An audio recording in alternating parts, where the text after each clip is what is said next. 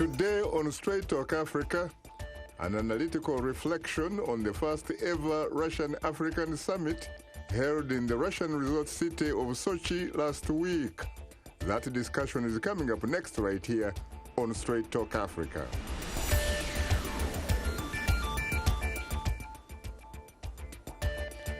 Hello, welcome to Straight Talk Africa, live from the Voice of America headquarters here in Washington. I am Shaka Sali, and today we are discussing the Russia-Africa Summit and what it may mean for the continent. During the Russian summit, President Vladimir Putin sought to open a new chapter in relations between Moscow and the African continent. VOA's Paul Ndiho has more. Speaking at an extraordinary first-ever Russia-Africa summit in the southern Russian resort of Sochi, Russian President Vladimir Putin said he wanted trade with the continent to double over the next 4 to 5 years. He announced that Moscow had written off over $20 billion of African debts. Our country is taking part in an initiative to ease the debt burden on African countries. The total sum of debt written off currently amounts to $20 billion. Trade between Russia and Africa has more than doubled in the past 5 years to more than $20 billion. And Putin said that his government is looking to double this trade. Moscow was a crucial player in Africa in the Soviet era, backing independence movements and training a generation of African leaders. Free South Africa is what it is today, largely also because of the support that we got from the people of Russia. The first Russia-Africa summit is part of a Kremlin drive to win businesses and restore influence that faded after the 1991 collapse of the Soviet Union. Back then, the Kremlin backed leftist governments and movements across the continent throughout the Cold War. Putin congratulated Ethiopian Prime Minister Abiy Ahmed on winning the Nobel Peace Prize this month, hailing his efforts to make peace with longtime rival Eritrea, and discussed cooperation in defense, education, and increased trade relations. I would like to thank the government of Russia for always standing alongside Ethiopia when it was forced to defend its independence and sovereignty. We acknowledge Russia as a key partner in our development in the wars in Ethiopia. The president of the Democratic Republic of Congo, Felix Tshisekedi, said his country is keen to strengthen the relations between the two countries. It's the reason that we are here in Russia, because we want to strengthen the relations between our two countries. You spoke about an investment that still needs to increase, and we are takers. We are here to drive Russia's interest in our country. Russia is Africa's largest arms supplier. Currently, Russia has military cooperation agreements with more than 30 African nations and says it wants to help in combating extremism, including exchanging information between their security agencies. Critics of the summit say this is in many ways borrowing from China's playbook. Even though Russia cannot match China's economic might, it is prepared to support African leaders with controversial human rights records in exchange for access or to the continent's riches. In 2014, U.S. President Barack Obama hosted dozens of African leaders in Washington, D.C. to discuss trade, business opportunities, and security issues. A $33 billion trade and investment pact was announced to spur African development and support tens of thousands of American jobs. Paul Ndiho, VOA News, Washington. Thanks, Paul, for that report. Joining us here in our Washington studio are two distinguished guests.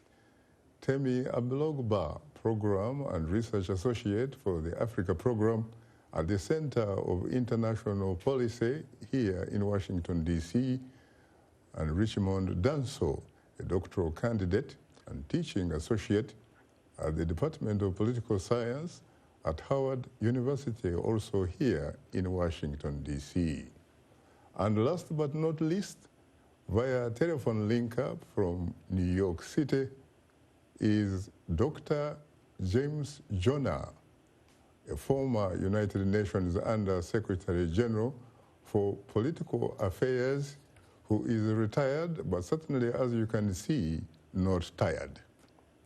I have to say that Temi, Richmond, and Dr. Jonah, I am profoundly honored and exceedingly humbled to have the opportunity to host the three of you on Straight Talk Africa.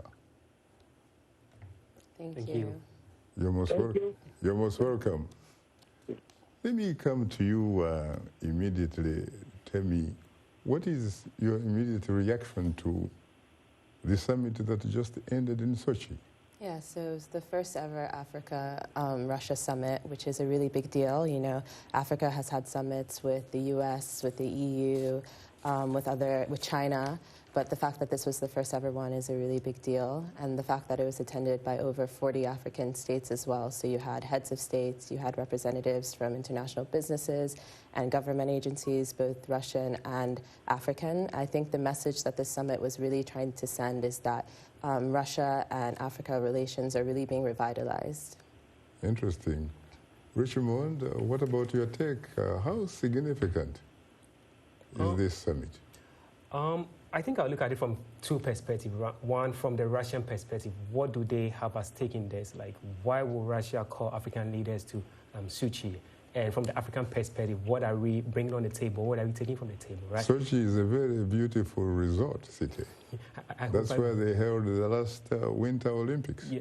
And for me, even choosing that city itself is significant because, you know, Russia has been frozen out of world politics to a large extent by its attack on Ukraine. So with the Winter Olympics, that one was just trying to project a different image of Russia. And if you look at it from that perspective, that's what they're trying to also do with Africa, because Africa and Russia relationship post-Cold War era broke. And this is the kind of image they're trying to project, that we are better than the others, we are more friendly, right? So that is the broader picture from the Russian perspective. From the African perspective, I'm not sure what our leaders went into, because it's a Russia-African summit. We have 54 independent African countries attending, right? And if you even consider Western Sahara for political reasons, then 55 countries. So Russia is coming as a country. We are going as countries. So what do we get out of it, right? So it's very difficult to look at it from the African perspective, but I know the Russians have got at least a bigger picture in their mind of what they intend to get out of Africa. What about you, Dr. Jonah? Well, Shaka, as you may know, I have been involved with Russian policy for an extended period. I know many of the architects of Russian foreign policy. I was certain that sooner or later Russia will return to Africa. Russia has become much more confident than she was at the end of the Cold War. Just imagine today in the most strategic portion of the world, the Middle East, that all the leaders of the Middle East today have to go to Moscow or to wherever the premier is to consult with Putin.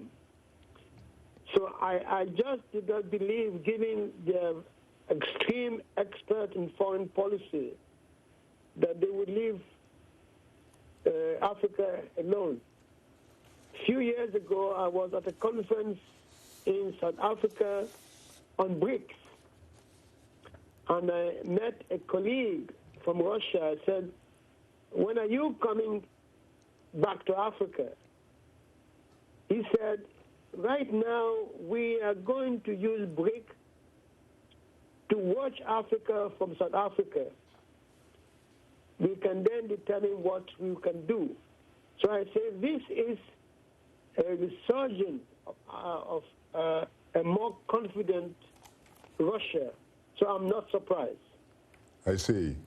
Tell me, is this perhaps one way of Russia attempting to reincarnate what used to be a superpower by the name the Soviet Union, which of course collapsed back in 1991? Yeah, 100%, especially on the African continent. They used to have, back in the Cold War, Russia used to have a lot more influence, and then that declined in the 90s once the Soviet Union collapsed. So this is definitely their attempt to revitalize that and to bring that back.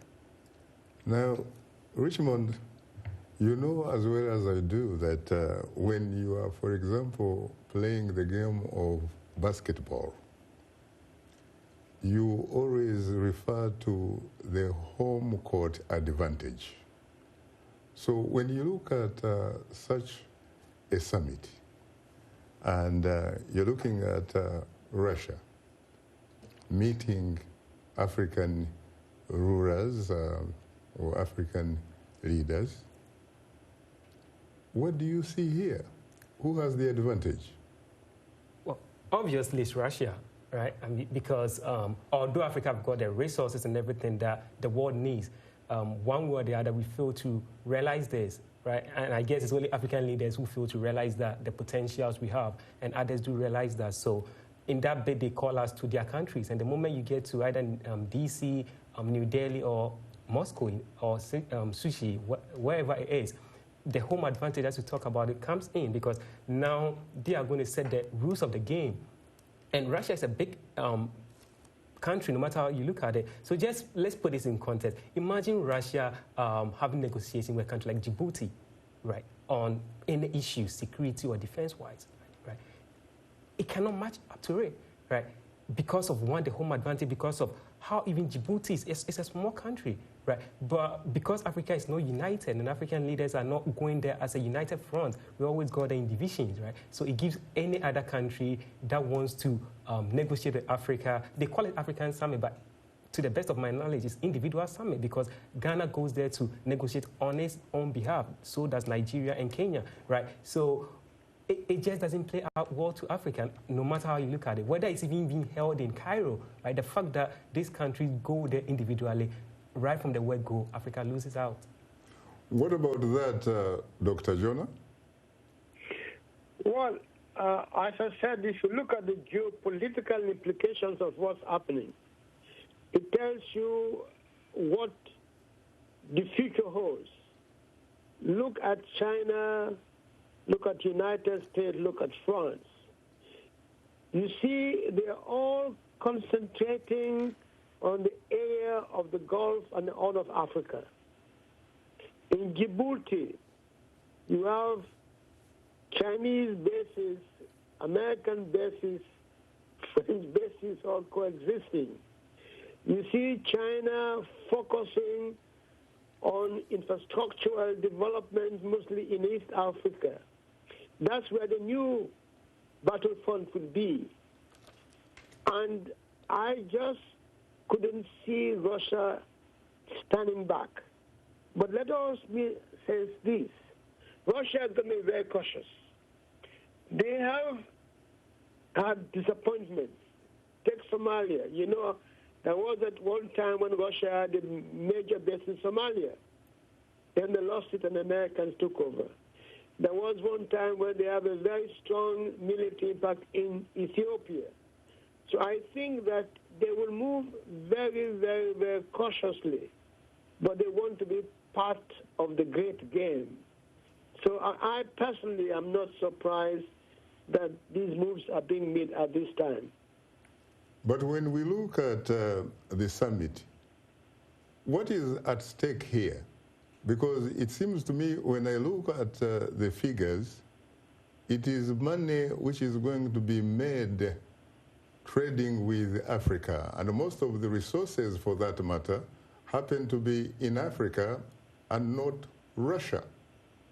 So why should the custodians of African resources go to Moscow in such a summit? Why not the other way around, someone says? Russia coming to meet the African custodians of resources, for example, in its diplomatic de facto capital of Addis Ababa? Talking to me? I was saying that what is at stake here, really? Isn't it the resources in Africa? Well, there are two things which I think we have to take into account. I heard also that Russia is thinking of some infrastructural development in Africa, particularly a road link from the Gulf onto West Africa, or we're going up to Cairo. That's one thing. The railway. Huh? The railway. Yes. Yes. Then there is the question, which is going to be very controversial, of nuclear reactor policy of Russia in Africa. That is going to be very explosive if it develops. I really believe they are playing a long game because they cannot cope with China at this stage. China has played a very clever game. It is very easy to push them aside. And they are looking at the long game. That is my view of what Russia is doing now. When you look at the investments, you look at the Chinese investments, for example, in Africa so far, you are basically talking about 204 billion US dollars of investments. And when you look at the European Union investments, you're also looking at in the neighborhood of $337 billion. Russia is talking about 20 billion and perhaps 30 or 40 billion. Where is Africa here? What does Africa get? I mean, Africa gets AK-47, yes. A lot of African liberation movements benefited enormously from both the political and military support of what was then the Soviet Union. But what is it there really for Africa in the immediate foreseeable future? You asking me? Yes. Okay, look. I really believe, Shaka, that one of the best things donors can do for Africa is to develop infrastructural means. Mm-hmm. Africa is way behind because in terms of infrastructure, we are way back. Way back. And until we are able to develop good infrastructure in all areas, we can't move. That's what China has been doing in East Africa. I know there's been criticism about the debt trap, but just imagine the Mombasa to Kenya now going further in East Africa. That's where they're concentrating. If you have Africans moving fast, a few years ago, you may recall that when Mrs. Clinton was Foreign Secretary of State, she made a very important speech in Nairobi. She said that if Africans could develop their internal trade, I think it was about 5%, then Africans do not need any foreign aid from anybody. And the reason which have retarded internal trade is because we have infrastructural deficit in Africa till today. So if China and Russia and others can do that, then good. 300 years of colonialism did not give us good infrastructure in the continent. Very interesting. Tell me, infrastructure. I think that is a very important point. But what about the fact that we have our own people, our own engineers, our own experts? We have universities which have been training engineers for many, many years. And yet, when we want to build a road, for example, we look somewhere else. What about that? When is Africa going to regain its confidence, its dignity about doing things for itself? Yeah, I think this is a really major issue, and not just looking at Russia specifically, but also China with like the Belt and Road Initiative, for example. A lot of times these other countries are flying people in rather than empowering the actual Africans in those countries and giving them jobs and things like that. Right. But an argument that Russia was actually trying to make through this summit is that they're trying to have a mutually beneficial, relationship for African nations, and they're trying to kind of call out the U.S. and other Western countries who traditionally they haven't really done that. So this is a point. The point you're making is something that Russia has actually tried to play on in this whole soft power exercise that they're going about. I once had a privilege of being a guest of an African president at his state house in East Africa, and we were talking about development and investments. And he said, I am no longer going to give contracts to Euro-Americans to come here and explore our wealth and what have you.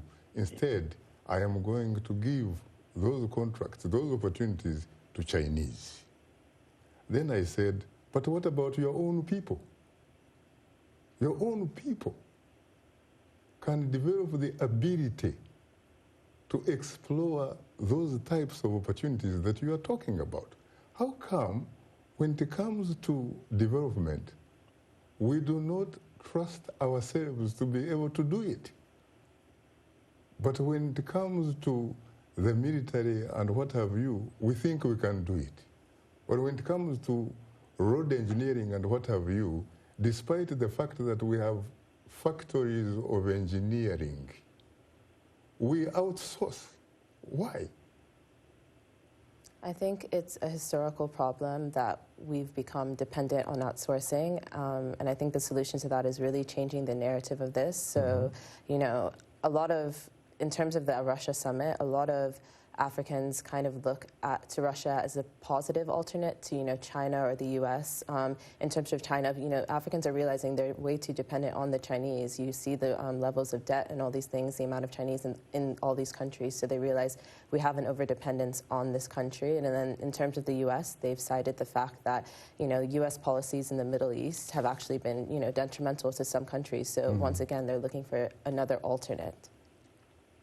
Richmond, you belong to a different generation, different from mine, different from Dr. James Jonah.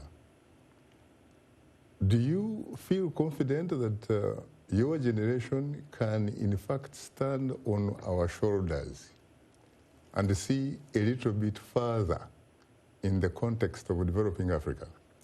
Yeah, I have a lot of confidence in my generation. A lot of Africans are doing very well individually.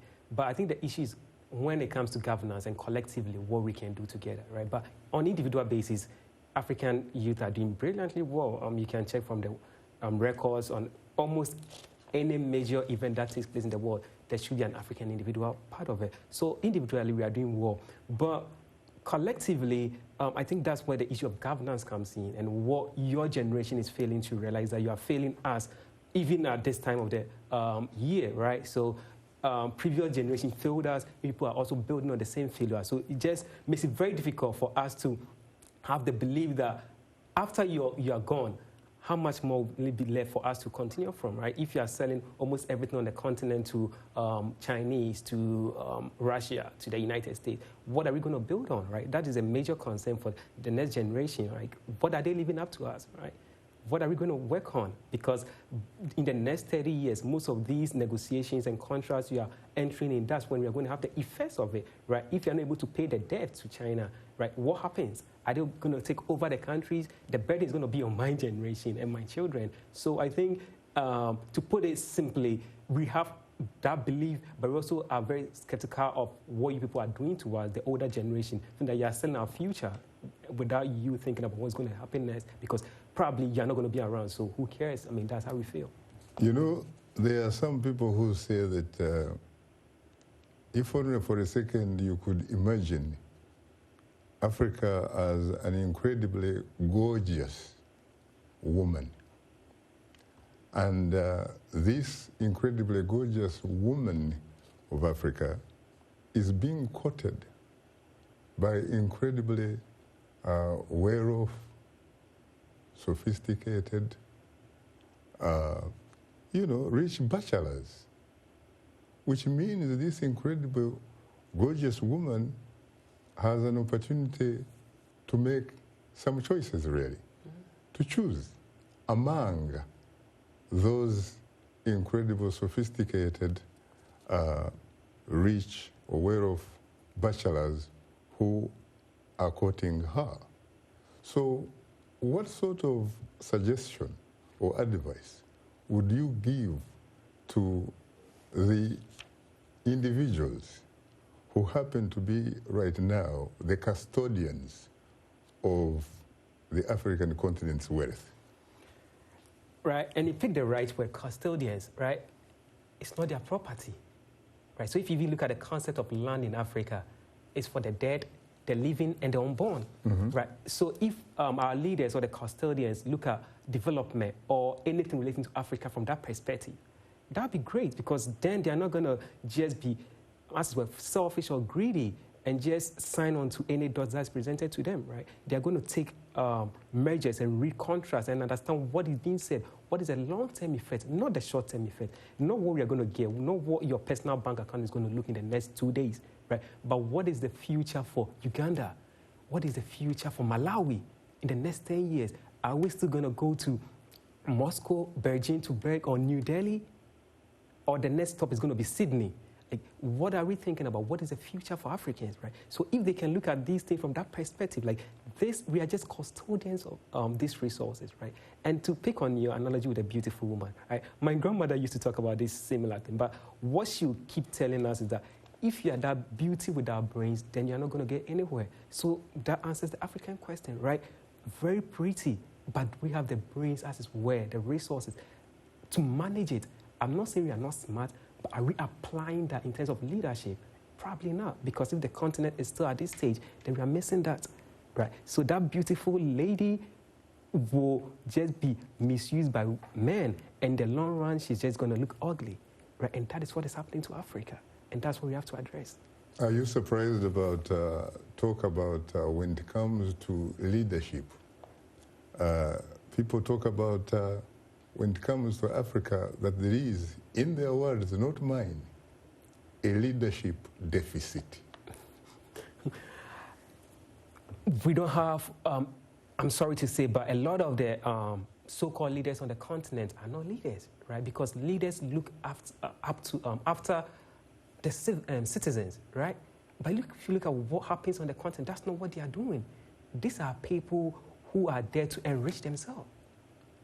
So I don't even think we even have the leaders to start with. And yet power is, for all intents and purposes, it's supposed to be used as a force for good.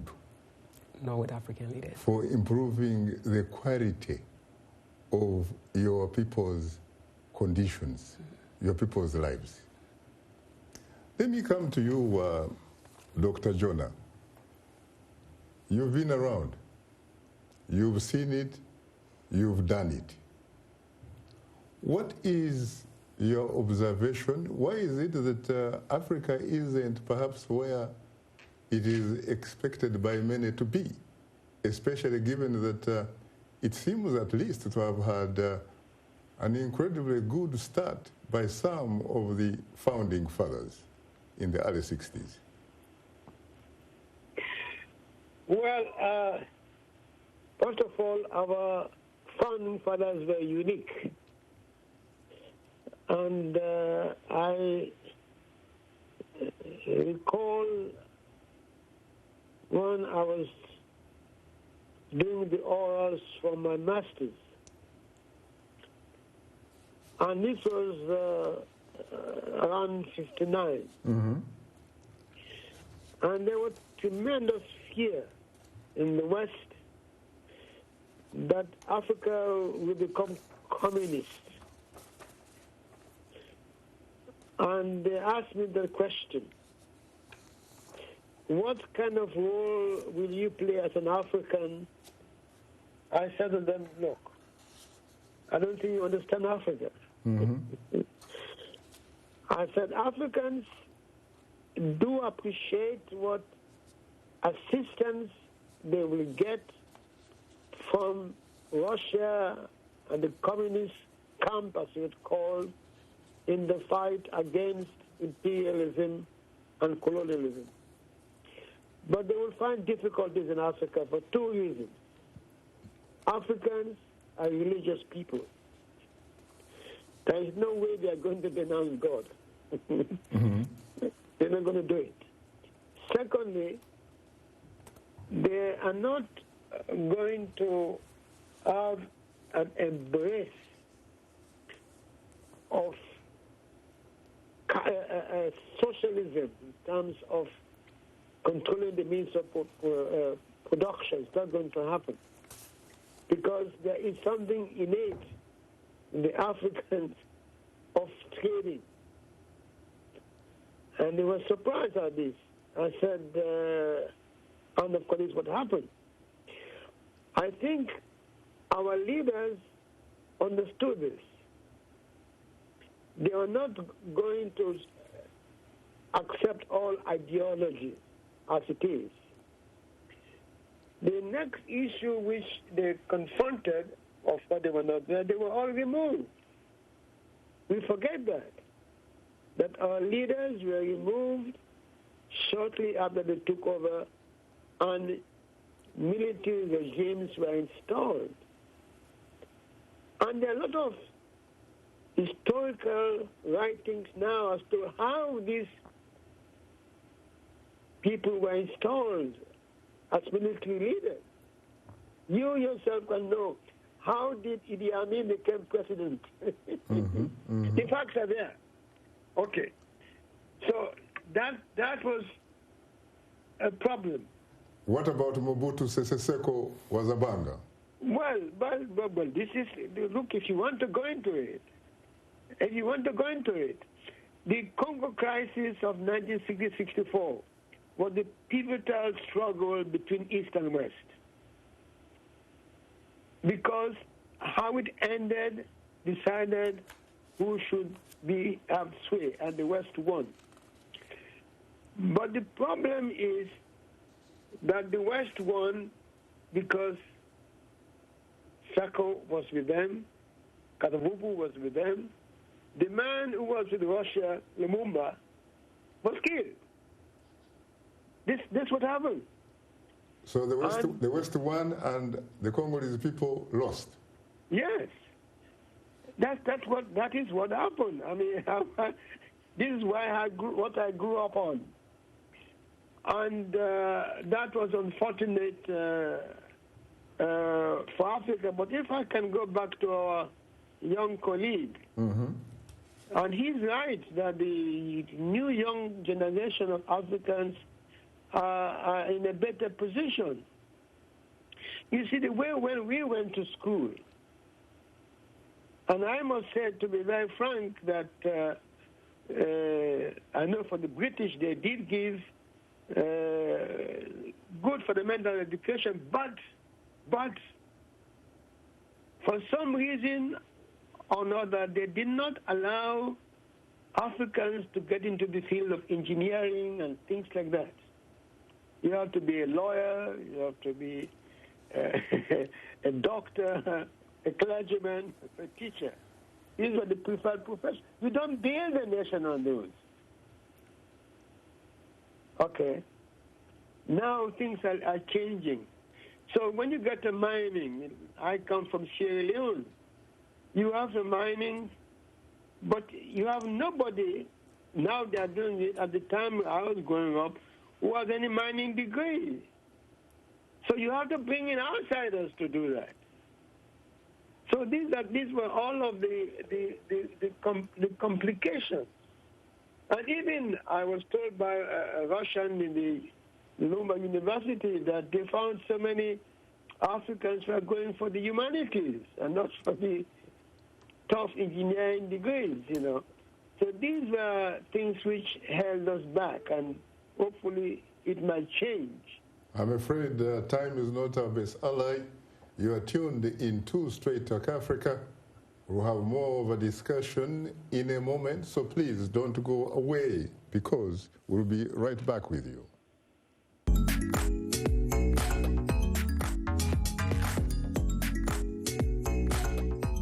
Voices, we're talking about the news and issues you're talking about, sharing stories of development and growth across Africa, around the world, and in our lives. Topics that inform, empower, and change the rules. It's time for Our Voices with me, Haiti Adams Fitzpatrick, and Hadiza Kiari, and Ayan Bior, and Orion Itangi Shaka. It's time for Our Voices.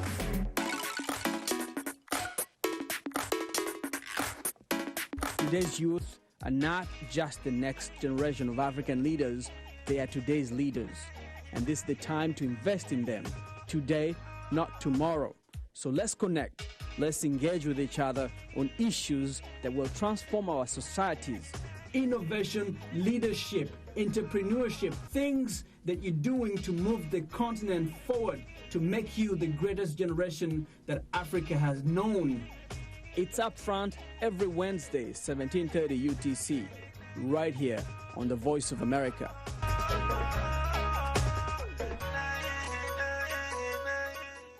Now let's look at what's on tap for next week's program. Speaking at an extraordinary first ever Russia-Africa summit in the southern Russian resort of Sochi, Russian President Vladimir Putin said he wanted trade with the continent to double over the next 4 to 5 years. He announced that Moscow had written off over $20 billion of African debts. Our country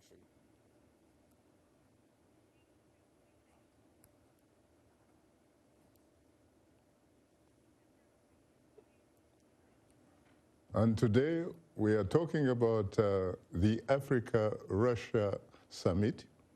Our guests are Temi Abilogba, Research Associate for the Africa Program at the Center for International Policy, Richmond Danso, Teaching Associate at the Department of Political Science at Howard University here in Washington, D.C., and via telephone link-up from New York, we are joined by Dr. James Jonah, former United Nations Under-Secretary General for Political Affairs.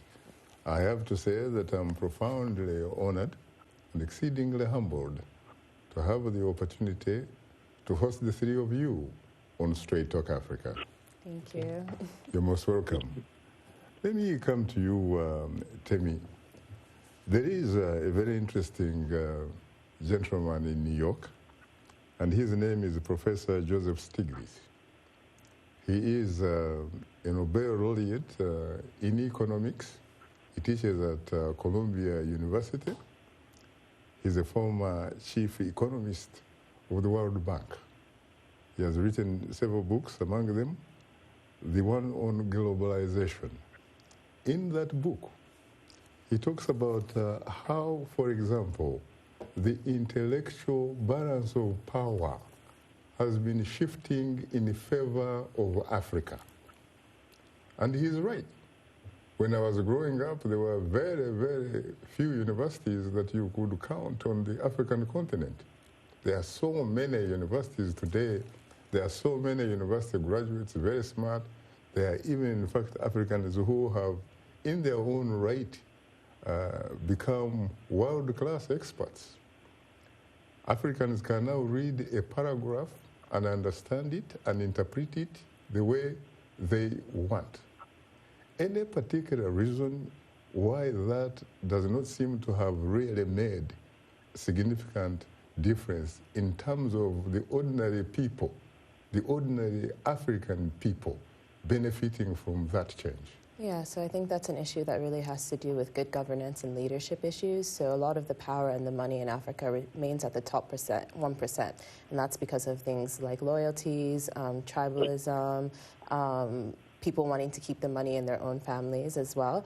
So instead of allowing the financial gain to trickle down to the ordinary people, it just really remains at the top. What about you, Richmond? Yeah, I think I agree with her to a large extent what she's saying, but I also feel like the educational structure of Africa, I mean, it tends to be more from what the colonialists left us. Right? We are still focused on grammar, not a lot of skills and entrepreneurship, right? So in Ghana, we have what we call the free HSS, right, which is a good idea to give all high schoolers free education. But with me, my issue with it is most Ghanaians go... Free education? Yeah, for high school. Are those, for example, by any chance called universal, like secondary education or universal primary education? So high schools in Ghana are supposed to be free now. It was part of the current government's policy. Do they have the infrastructure? That is one issue. So now they have to run this double track system where students go for 3 months, then they come home and stay for 3 months, and before they go. Do the elite, for example, the ministers, the ambassadors, the judges, and the rich people, do they in fact send their children to those schools that you are talking about, or do they actually send them somewhere else? It's interesting because in Ghana, most of our high schools are very good at government high schools. So during my time, at least when I was in Ghana, majority of the people will send their kids to these top schools, which are government funded, right? But there are also other institutions being run by that follows American and British curriculum. So, I mean, depending on who you talk to and what a person wants, but to a large extent, most Ghanaians send their school kids to public institutions. But the point I was trying to make with your question is, with this free education, trying to give everybody universal free education, what we are missing is we are still charming out individuals who are very grammar inclined, right? So we come out and we cannot produce anything, right? So if not for political reasons, I suggest that there should have been free education for people who wanted to have technical and vocational skills, because that is what the country needs and that is what brings about development. But do you still have the type of education which is characterized as one size fits all? Pretty much, right? So pretty much, you're supposed to learn English, you learn French, you learn all the colonial things that were left behind. We are still holding on straight to it, right? And we are not trying to empower ourselves in areas of entrepreneurship, which is very crucial for any country development. And that goes to the point the gentleman on the phone was making, right? Africans are lacking behind when it comes to these areas. And instead of our governments to focus on that, they are not doing that. They are still focusing on the old way of doing things. So we need a paradigm shift, at least in that perspective from an educational point of view. Very interesting. If in fact your leaders, by the way, if they were watching you right now, say your president, Nana Akufo-Addo, if he was watching this program, what is it that you would say to him in order to help make the country better than he found it? I think Nana has got a very good opportunity. Ghana has discovered oil. We have blessed so many resources, right?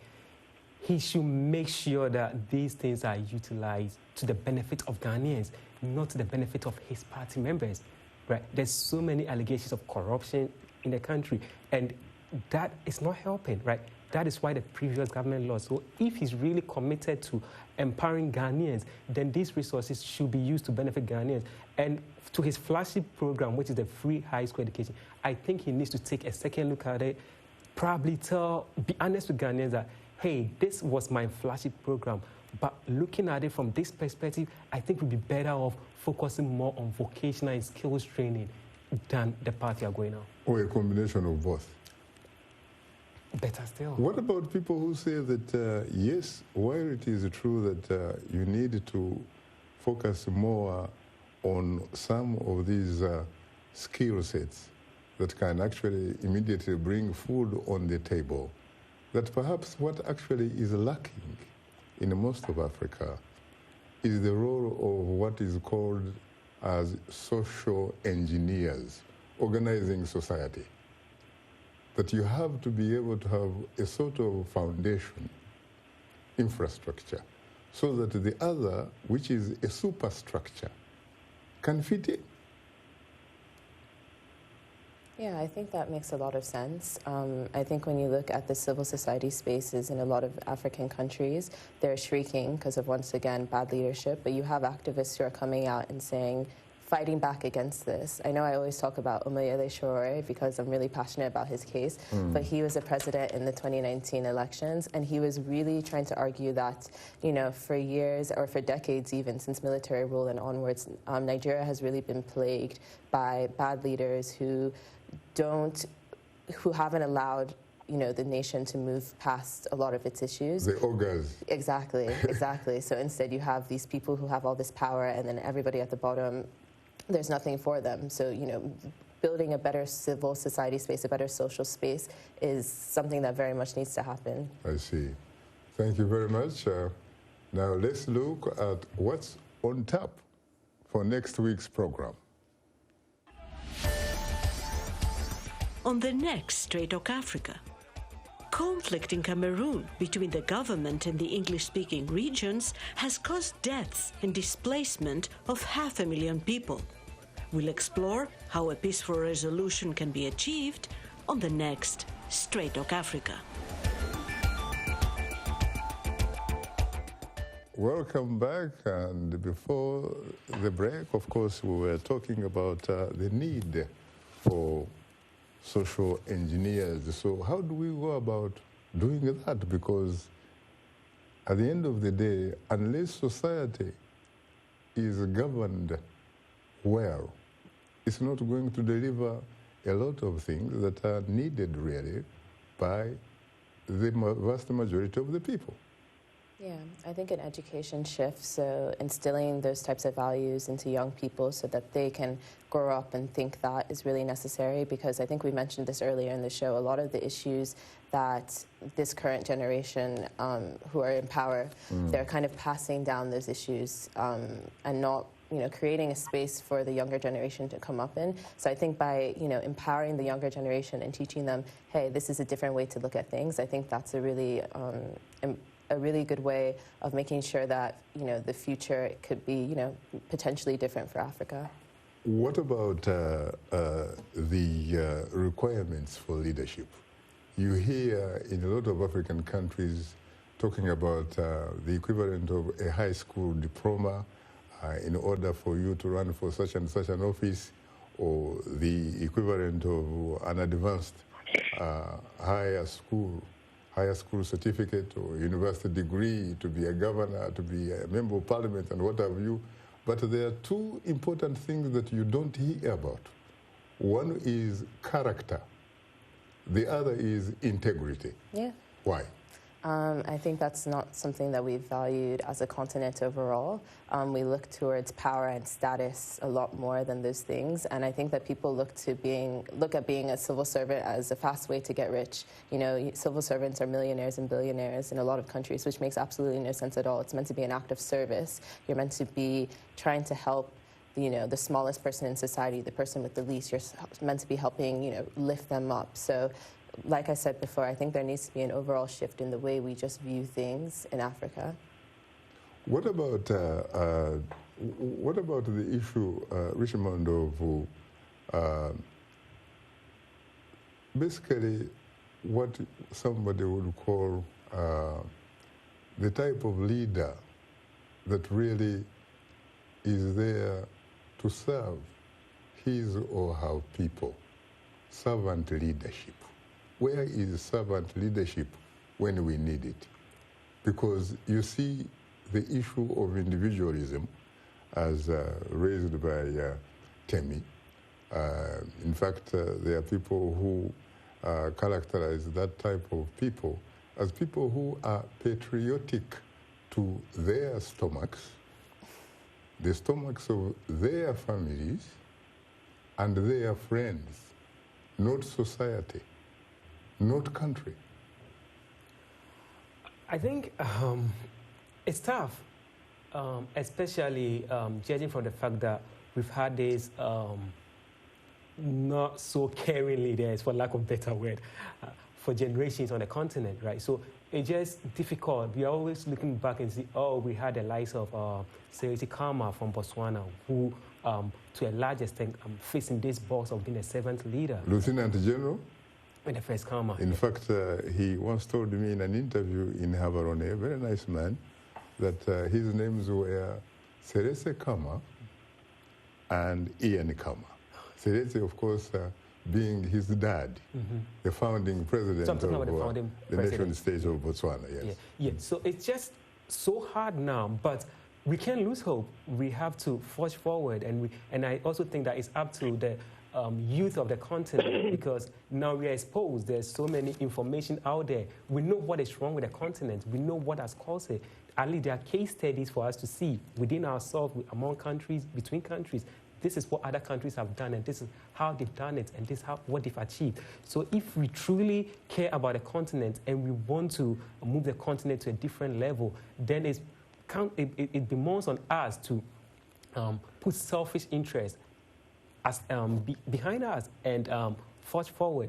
And I must admit, this is going to be pretty tough, because now the world system has even changed. So you have China, you have Russia coming, you have India, and all these are trying to get things from Africa. And one way they try to do that is to induce these leaders with gifts or through acts of corruption. Right? So it's going to be tough for whoever tries to take that mantle, but it needs to be done. And individuals, African individuals, the youth need to take up this mantle and do it. We can't fail the next generation. We can't be having the same story over and over again. So somebody has to do it, and the youth at this point needs to pick up and do it. What about, someone once said that basically all of life is about passion, action, and reaction. And that to ignore, for any generation to ignore the action and passion and reaction of their generation is perhaps to risk having not really lived at all, occupying space. Is it quite possible, when you look at it, that the vast majority of our African brethren, sisters and what have you, are in effect occupying space, or our African rurals are occupying space? Yeah, I think so, because when you look back historically on the continent, you have people like Patrice Lumumba and just other leaders who their legacies still hold on today because of how passionate they are, and because of that passion, like you said, they put things into action and actually got things done, and we can still see the effects of their work today. But as of the leaders now, you can't really name many who you know what they're passionate about. You know, you have the Ethiopian Prime Minister, Abiy Ahmed. Oh, yeah. He's a great example. Oh, yeah. And that's part of why he won the Nobel Peace Prize, because he has that passion. It could very well be the legitimate new breed of African leaders, really. Exactly, and I really hope that other, incoming young leaders look to him as an example, because I think if they are to have that kind of way of thinking, then we could see a nice shift on the continent. Very interesting. And I think it's interesting because talking about people just occupying space, right? You have leaders on the continent who have been there for decades, right? And they still keep talking about the same issue. We are trying to develop the countries. We are trying to give pipe-borne water, electricity. But you people have been there for centuries. So what have you been doing if you are not just occupying space? And the irony is that with the emergence of democracy and some of them being forced out, they try to play around the constitution. It's now happening in Guinea, right, where the president is trying to seek a third term. Right, it happened in Burundi, happened in Uganda, right, Congo, Kinshasa. One way or the other, they managed to solve it. But as they say in my country, he left the scene, but he's pulling the string from behind, right? So the whole idea of being so selfish and not caring about the people, being out of touch with realities, right? That is what is killing us, and that is what is killing the continent. And it's just so depressing when you see these people occupying the spaces and not doing anything about it, yet they don't want to leave. I mean, if you are doing the job, that's okay. I don't care how old you are, if you are delivering. But if you've been there for 30 years, 27 years, and you still talk about trying to unite the country, as in Cameroon, what are you uniting? You've divided the country over. leave the scene. It's very interesting because, in fact, that is supposed to be our next topic, the Cameroon. Now, what about, in my particular case, for example, I have lived for at least 6 decades, at least. And throughout that time, I was hearing elders and leaders talking about how, for example, Africa does not produce what it consumes, does not consume what it produces. And someone who happened to be one of those examples of the Bill Clinton administration's, beacons of hope for African democracy. Another word was, another phrase actually was the new bleed of African leaders. Came about, in fact, and said, that is very simple. All you need is simply to add value. This particular gentleman, who I will honor his dignity and not name his name, has actually been in power, the last time I checked, for 33 good years. Should we listen to this man really when he keeps telling us that it's very simple, you have to add value? How come he has not really been able to succeed in simply adding value? I think he's adding value to his or her life, probably, really? by staying in office, right? Because if you've been there for over 3 decades and you're still talking about adding values and you've not been able to achieve it, come on, what else do you need? Richmond, can you do me a favor? If you were to look in your camera, I don't know whether your camera is number 3 or, yeah, number 2. If you were to look in your camera, could you address those type of leaders directly? What is it that they really need to do? If they can no longer add value, can't they, for example, figure out how to manage their own exit? Because if they don't manage their exits, unfortunately, someone is going to have to do it for them and not in their interests, really. Right. To the African leaders who are still holding on to power, I think a good example is what happened to Robert Mugabe, right? He had phenomenal years governing Zimbabwe, and he outstayed his power. So obviously he was ousted out, right? That shouldn't happen to you, right? You've been in power for over decades.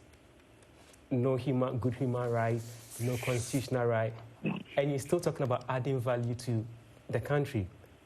We, the youth of the continent, have realized that you've added enough value to your life. Well, unfortunately, time is not our best ally, and on that note, our distinguished guests were Temi Ablogba, Richmond Danso, and James Jonah. Thanks to our audience for tuning into Straight Talk Africa. In the meantime, get better, not bitter Africa, and please remember to keep the African hopes alive.